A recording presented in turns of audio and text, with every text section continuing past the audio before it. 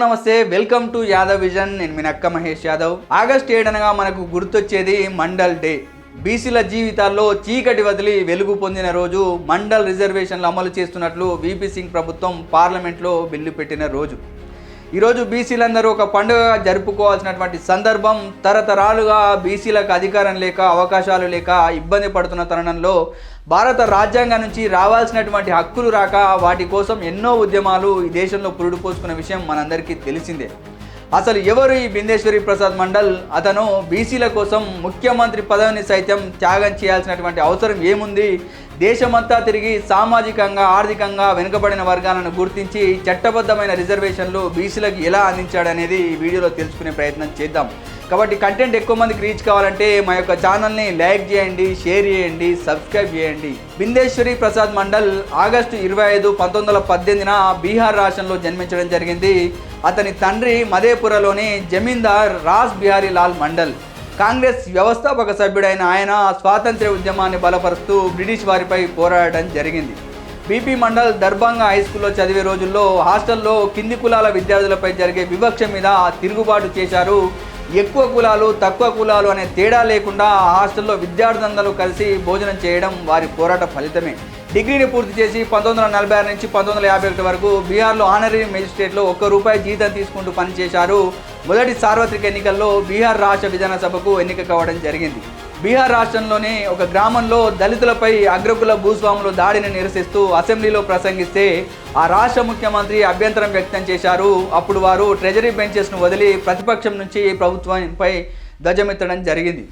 మండల్ పోరాట స్ఫూర్తిని గమనించిన డాక్టర్ రామ్ మనోహర్ లోహియా వారిని సోషలిస్టు పార్టీలోకి ఆహ్వానించి పార్లమెంటరీ పార్టీ అధ్యక్షుడిగా బాధ్యతలు అప్పగించడం జరిగింది.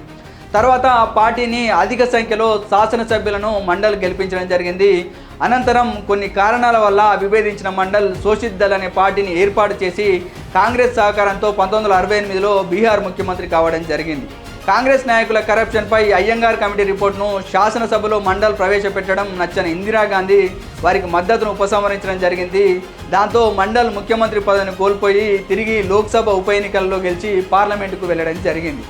జయప్రకాష్ నారాయణ సంపూర్ణ విప్లవం పిలుపుకు స్పందించి తన సభ్యత్వానికి రాజీనామా చేసి ఎమర్జెన్సీ వ్యతిరేక ఉద్యమంలో భాగంగా జైలుకు కూడా వెళ్ళడం జరిగింది. 1977లో జనతా పార్టీలో భాగంగా తిరిగి ఎంపీగా గెలుపొందారు. ప్రధాని మొరార్జీ దేశాయ్ వీరిని 2వ వెనుకబడిన తరగతుల కమిషన్ అధ్యక్షునిగా నియమించడం జరిగింది. 1979 నుంచి 1980 వరకు 2 సంవత్సరాలు వెనుకబడిన తరగతుల కమిషన్ చైర్మన్గా అధ్యయనం చేసి రిపోర్ట్ను భారత ప్రభుత్వానికి సమర్పించారు మండల్. దానిని పాపులర్గా మండల్ కమిషన్ రిపోర్ట్ అని పిలువబడుతున్నది. బీపీ మండల్ ప్రతిభ, నైపుణ్యతలు మండల్ కమిషన్ ద్వారా బయటి ప్రపంచానికి వ్యక్తమయ్యాయి. ముఖ్యంగా మండల్ కమిషన్ ముందు 2 ప్రతిపాదనలను పెట్టడం జరిగింది. ఒకటి, భారతదేశ సామాజిక విద్యాపరమైన వెనుకబాటుతనంపై క్షుణ్ణంగా అధ్యయనం చేసి ఓబీసీలను గుర్తించడం. రెండోది, ఓబీసీల అభ్యున్నతికై సిఫారసులను ప్రభుత్వానికి సమర్పించడం. భారతదేశ హిందూ వ్యవస్థ వందల వేల కులాలుగా విభజించబడి ఉన్నది. ఇన్ని వేల కులాలను రాజ్యాంగపరంగా ఓబీసీలుగా నిర్వచించడంతో కుల విభజనకు అతీతంగా ఏకీకృతమై ఓబీసీలుగా వ్యవహరించడం, గుర్తింపు పొందడం ప్రజాస్వామ్యంలో ఒక గొప్ప పరిణామంగా చూడవచ్చు. ఓబీసీలను నిర్వచించడం అత్యంత క్లిష్టమైన అధ్యయనం అయినప్పటికీ మండల్ సుసాధ్యం చేశాడు.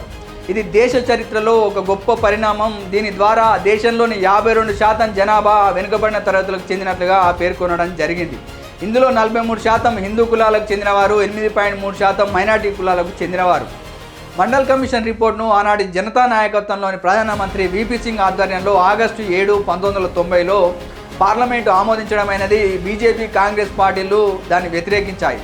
తదనంతరం ఓబీసీ రిజర్వేషన్ల కోసం ఉత్తర భారతదేశంలో విద్యార్థి ఉద్యమం చేపట్టడం, రామజన్మభూమి రథయాత్రను జరపడం వెనువెంటనే జరిగిపోయాయి. చివరకు సుప్రీంకోర్టులో పిటిషన్ వేయడంతో వాదనల అనంతరం 9 మంది జడ్జీల రాజ్యాంగ ధర్మాసనం మండల్ కమిషన్ సిఫార్సులు శాస్త్రీయమైనవిగా గుర్తించి మండల్ కమిషన్ అనుకూల తీర్పును నవంబర్ 16, 1992లో వెలువరించడం జరిగింది. అధికారికంగా ఒక చైతన్యంగా, ఒక మొబిలైజేషన్గా, ఒక ఆత్మగౌరవంగా ఇది డిగ్నిటీకి సంబంధించిన విషయం. సమానత్వంతో కూడిన రాజ్యాంగ సమసమాజం వైపు భారత జాతి పురోగమించడానికి పెద్ద ఎత్తున ఇది ఉపకరిస్తుంది. ఇది భారత జాతి గర్వించదగిన నిజమైన నిర్మాణాత్మక అడుగు. మండల్ కమిషన్ రిపోర్టులో 40 సిఫార్సులను చేయడమైనది. ప్రభుత్వం విద్యా ఉద్యోగ రంగాలలో రిజర్వేషన్లు అమలు చేస్తున్నప్పటికీ అవి పాక్షికంగానే మిగిలిపోతున్నాయి.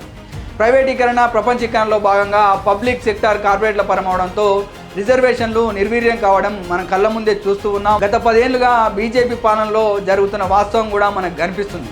మిగిలిన 38 సిఫార్సులను కాంగ్రెస్ బీజేపీ పెద్దగా పట్టించుకోలేదు. ప్రధానంగా ప్రమోషన్లలో రిజర్వేషన్లు, ప్రైవేట్ రంగంలో రిజర్వేషన్లు సిఫార్సు చేసినప్పటికీ అమలుకు నోచుకోలేకపోతున్నాయి.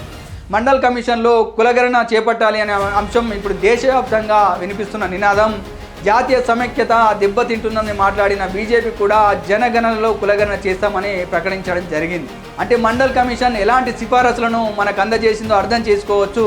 ఎంతోమంది మహనీయులు సూచించిన ఆలోచనలను అమలు చేసిన ఈ ప్రభుత్వాలు మండల్ కమిషన్ సూచించిన 40 సిఫారసులను అమలు చేయట్లేదు అంటే అది ఎంత బలమైనదో, బీసీలకు ఎంత మేలు చేస్తుందో బీసీ సోదరులు, యాదవులు ఆలోచన చేయాల్సినటువంటి అవసరం ఉంది. 27% విద్యా ఉద్యోగాలలో మాత్రమే రిజర్వేషన్లు అమలవుతున్నాయి.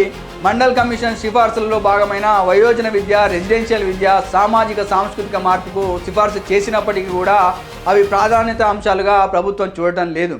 మండల్ కమిషన్ నివేదికను ఆమోదించి 35 సంవత్సరాలు గడిచిన పూర్తి రిపోర్టును కేంద్ర ప్రభుత్వం ఈనాటికి అమలు చేయడానికి నిరాకరిస్తున్నది.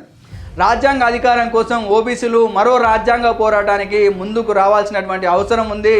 మండల్ కమిషన్ సూచించిన 40 సిఫారసులను అమలు చేయాలని దేశమంతా మన గలం వినిపించాల్సినటువంటి అవసరం ఉంది. కాబట్టి బీసీ ఉద్యమంలో పాల్గొనాలి, మన హక్కులను మనం సాధించుకోవాలి. కాబట్టి ఇలాంటి మరిన్ని అప్డేట్స్తో మేము ముందుకు వచ్చే ప్రయత్నం చేశాను. కాబట్టి చూస్తూనే ఉండండి యాదవ్ విజన్ ఛానల్. మా యొక్క ఛానల్ని లైక్ చేయండి, షేర్ చేయండి, సబ్స్క్రైబ్ చేయండి. Thank you.